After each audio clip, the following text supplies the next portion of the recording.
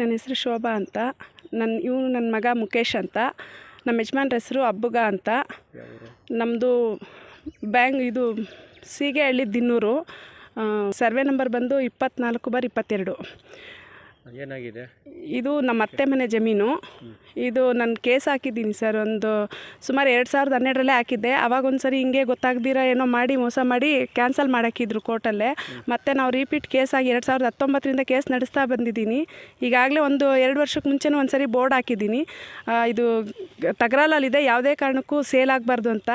ಆದರೂ ಸೇಲ್ ಮಾಡಿದರು. Plus sale ಆಗಿರೋರನ್ನು ಕೂಡ ನಾನು ಖಂಡಿತ ಮಾತಾಡಿಸಿದ್ದೀನಿ. ಅವ್ರಿಗೂ ಹೇಳಿದ್ದೀನಿ, ದಯವಿಟ್ಟು ಈ ಕೆಲಸ ಮಾಡಬೇಡಿ, ನಾವೊಂದು ಹೆಣ್ಮಗು ಅಂತ. ಆದರೂ ಮಾಡಿದ್ದೀನಿ ಸರ್. ಮತ್ತು ತಾಲೂಕು ಆಫೀಸು, ಪಂಚಾಯತಿ ಆಫೀಸು, ಸಬ್ ರಿಜಿಸ್ಟ್ರ್ ಆಫೀಸಲ್ಲೆಲ್ಲ ಕೊಟ್ಟಿದ್ದೀನಿ. ಅದು ಕೊಟ್ಟ ಮೇಲೆ ಸರ್ 2019ರಲ್ಲಿ ಕೇಸ್ ಹಾಕಿದ್ದೀನಿ ಅಂತ ಹೇಳಿದ್ಮೇಲೆ ಕೂಡ 2-3 ಕೈವಾಡ ಬದಲಾಯಿಸಿದ್ರು. ಈಗಾಗಲೇ ಯಾರ ಕೈಯಲ್ಲಿ ಹೋಗಿದೆಯೋ ಅವ್ರು ಕರೆದು ನಮ್ಮನ್ನು ಮಾತಾಡಿಸೋ ಕೂಡ ಹೇಳಿದ್ದೀನಿ. ಇಲ್ಲ ಸರ್, ನಾವು ಇದ್ರಿಗೆ ಒಪ್ಪಲ್ಲ, ನಮಗೊಂದು ಮಗು ಇದೆ, ನಮ್ದು ಏನಿದೆಯೋ ನ್ಯಾಯಬದ್ಧವಾಗಿ ನಮಗೇನಿದೆಯೋ ನಮಗೆ ಕೊಡಿ ಅಂತ ಕೇಳಿದ್ದೀನಿ. ಆದರೂ ಪ್ರಾಬ್ಲಮ್ ಮಾಡಿದರು. ಕಂಪ್ಲೇಂಟ್ ಕೂಡ ಕೊಟ್ಟಿದ್ದೀನಿ ನಾನು. ಮತ್ತು ಈಗ 1 ವರ್ಷಕ್ಕೆ ಮುಂಚೆ ಮತ್ತೆ ಸೇಲ್ ಮಾಡಿದ್ದಾರೆ. ಇದ್ರ ಮೇಲೆ ಮತ್ತೆ ದುಡ್ಡು ತಗೊಂಡಿದ್ದಾರೆ ಸರ್. ಮತ್ತು ಸಬ್ ರಿಜಿಸ್ಟ್ರ್ ಆಫೀಸಲ್ಲಿ ನಾನು ಕಂಪ್ಲೇಂಟ್ ಕೊಟ್ಟ ಮೇಲೆ ಕೂಡ ಅವರು ರಿಜಿಸ್ಟ್ರೇಷನ್ ಮಾಡಿದ್ದಾರೆ.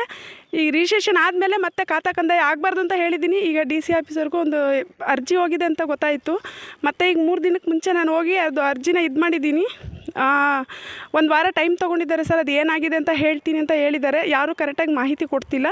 ಸೊ ನನಗೆ 1 ವಾರ ಟೈಮ್ ತೊಗೊಂಡಿದ್ದಾರೆ ಅವರು. ಕೊಡ್ತೀನಿ, ಏನಾಗಿದೆ ಅಂತ ಕೊಡ್ತೀನಿ ಅಂತ ಹೇಳಿದ್ದಾರೆ ಸರ್. ಇವಾಗ ನಿಮ್ಗೆ ಏನು ಬೇಕಾಗಿತ್ತಮ್ಮ? ನಾವಿದು ಕೇಸಲ್ಲಿದೆ ಸರ್. ಕೇಸ್ ಕಂಪ್ಲೀಟ್ ಆಗೋವರೆಗೂ ಯಾವುದೇ ಕಾರಣಕ್ಕೂ ಇದು ಮಾರಾಟ ಆಗಬಾರ್ದು. ನಮಗೆ ನ್ಯಾಯ ಬೇಕು. ನಾವೊಬ್ಳು ಒಂಟಿ ಹೆಂಗಸು. ನಮ್ಮ ಮನೇಲಿ ಯಾರು ಅಣ್ಣ ತಮ್ಮ ಇಲ್ಲ. ನಾನು ನನ್ನ ಮಗ ಇಬ್ಬರೇ. ಸುಮಾರು 22 ವರ್ಷದಿಂದ ನಮಗಿದ್ರಲ್ಲಿ ತುಂಬ ಕೆಲಸ ಕೊಟ್ಟಿದ್ದಾರೆ ಸರ್. ನಮಗೆ ತುಂಬ ಕಷ್ಟಪಟ್ಟಿದ್ದೀನಿ. ಆ ಕಡೆ ಒಂದು ಜಮೀನಿದೆ ಸರ್, ಅದರಲ್ಲಿ ಬರುತ್ತೆ ಅಂತ ಹೇಳಿದರು. ಲಾಸ್ಟಲ್ಲಿ ಅದನ್ನು ಇದು ಕೇಸ್ ಹಾಕಿದವಾಗ ಅವ್ರು ಹೇಳಿದರು ಸರ್ ನಮಗೆ, ಮೇಡಮ್ ಇದು 21 ಗುಂಟೆಯಲ್ಲಿ ನಿಮಗೆ ಬರಲ್ಲ, ಅಲ್ಲಿದೆ ನಿಮ್ಮದು, ಅದು ಬರುತ್ತೆ ಅಂದರು. ಮತ್ತೆ ನೋಡಿದ್ರೆ ಅದರಲ್ಲೂ ಇವಾಗ ನಮ್ಗೆ ಕೊಟ್ಟಿಲ್ಲ. 2015ರಲ್ಲಿ ಅದು ಸೇಲ್ ಅಗ್ರಿಮೆಂಟ್ ಮಾಡೋವಾಗ ನಾನು ಹೋಗಿ ಜಗಳ ಮಾಡಿದ್ದಕ್ಕೆ ರಿಜಿಸ್ಟ್ರೇಷನ್ ಆಫೀಸಲ್ಲಿ ಏನು ಹೇಳಿದ್ರು, ನಿಮ್ಮ ಗಂಡನಿಗೆ ಬರೋದು ಹೆಂಡತಿಗೆ ಬರಲ್ಲಂತೆ, ಹೆಂಡತಿ ಮಗನಿಗೆ ಸಂಬಂಧನೇ ಇಲ್ಲ, ನಿಮಗೆ ಗಂಡನಿಗೆ ಮಾತ್ರ ಬರುತ್ತೆ ಅಂತ ಹೇಳಿ ಕಳಿಸ್ಬಿಟ್ರು ಸರ್ ಅವರು. ಸರಿ, ನಿಮ್ಗೇನ ಆದರೆ ಕೇಸ್ ಹಾಕ್ಕೊಳ್ರಿ ಅಂದರು. ಈಗ ಅದ್ರ ಮೇಲೂ ಕೇಸ್ ಹಾಕಿದ್ದೀನಿ ಸರ್. ಕೇಳ್ತಾ ಇದ್ದೀರಿ, ನಮ್ದೇನಿದೆಯೋ ನಮಗೆ ಕೊಡೋವರೆಗೂ ಯಾರು ಇದ್ರಲ್ಲಿ ದಯವಿಟ್ಟು ಕೈ ಇಕ್ಬೇಡಿ. ನಮಗೇನಿದೆಯೋ ನಮ್ಗೆ ನ್ಯಾಯ ದೊರಕಿಸ್ಕೊಡಿ. ನಮ್ಮ ಜಮೀನು ನಮಗೆ ಬಿಟ್ಕೊಡಿ. ನಮಗೆ ಕಾನೂನು ಬಿಟ್ಟೆ ಬೇರೆ ಏನೂ ಗೊತ್ತಿಲ್ಲ. ಇರೋದು ಒಂಟಿ ಸೊಂಟಿ. ನಮ್ಮ ಜಮೀನು ನಮಗೆ ಬಿಟ್ಕೊಡಿ. ನಮ್ಮ ಕೇಸ್ ಗೆಲ್ಲೋವರೆಗೂ ಯಾರು ದಯವಿಟ್ಟು ಇದ್ರ ಮೇಲೆ ಏನು ಮುಂದುವರಿಸ್ಬೇಡಿ. ಇರೋ ದುಡ್ಡು ಬಲ ಅಲ್ಲ, ನಮಗದೆಲ್ಲ ಗೊತ್ತಿಲ್ಲ, ನಮಗದೆಲ್ಲ ಮಾಡೋಕ್ಕೂ ಬರಲ್ಲ. ನಾವು ಬಡಪಾಯಿಗಳು, ಕೂಲಿ ಮಾಡ್ಕೊಂಡು ತಿನ್ನೋರು. ನನಗೆ ಇವನೊಬ್ಬನ ಬಿಟ್ಟರೆ ಬೇರೆ ವಿಧಿ ಇಲ್ಲ.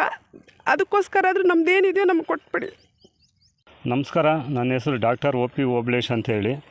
ಏನಿವತ್ತು ಉದ್ದೇಶ, ಸೀಗೆಹಳ್ಳಿ ದಿನ್ನೂರು ಇಲ್ಲಿ ಸರ್ವೆ ನಂಬರು 24/22ರಲ್ಲಿ 21 ಗುಂಟೆ ಜಮೀನಿನಲ್ಲಿ ಇಷ್ಟೊತ್ತು ಹೇಳ್ದಂಗೆ ನಮ್ಮ ಶೋಭಮ್ಮವರು ಪಾಪ ತುಂಬ ನೊಂದಿದ್ದಾರೆ. ಆಯಮ್ಮನಿಗೆ ಸುಮಾರು ಮದುವೆಯಾಗಿ 22-23 ವರ್ಷ ಅಂತ ಹೇಳಿದ್ರು.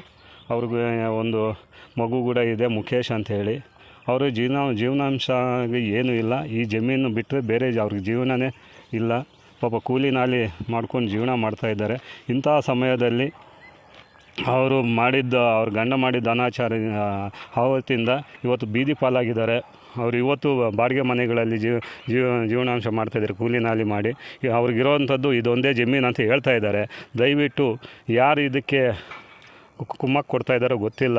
ಪಾಪ ಬಡಪಾಯಿಗೆ ಇವತ್ತಿನ ದಿನ ಜೀವನ ಮಾಡಬೇಕಾದ್ರೆ ಬೆಂಗಳೂರಲ್ಲಿ ತುಂಬ ಕಷ್ಟ ದಿನಗಳಲ್ಲಿ ಇರೋ ಜಮೀನು ಕೂಡ ಬಳೆಜರು ಆಗಿದ್ದಾರೆ ಅಂತ ಹೇಳ್ತಾ ಇದ್ದಾರೆ. ಅವ್ರು ಎಂಥವರೇ ಆಗಿರಲಿ, ಪಾಪ ಬಡವರಿಗೆ ನಾವೆಲ್ಲ ಪಬ್ಲಿಕ್ ಇದ್ದೀವಿ, ನಾವೆಲ್ಲ ಸಾರ್ವಜನಿಕರು ಅವ್ರಿಗೆ ನ್ಯಾಯ ಕೊಡಿಸುವಂಥದ್ದು ಇದಾಗ್ತೀವಿ. ಅದು ಏನೇ ಬರಲಿ ನ್ಯಾಯಾಲಯದಲ್ಲಿ ಇತ್ಯರ್ಥವಾಗೋವರೆಗೂ ಅವ್ರಿಗೂ ನಾವು ಸಹ ಅವ್ರಿಗೆ ಬೆಂಬಲವನ್ನು ಸೂಚಿಸ್ತಿದ್ದೀವಿ.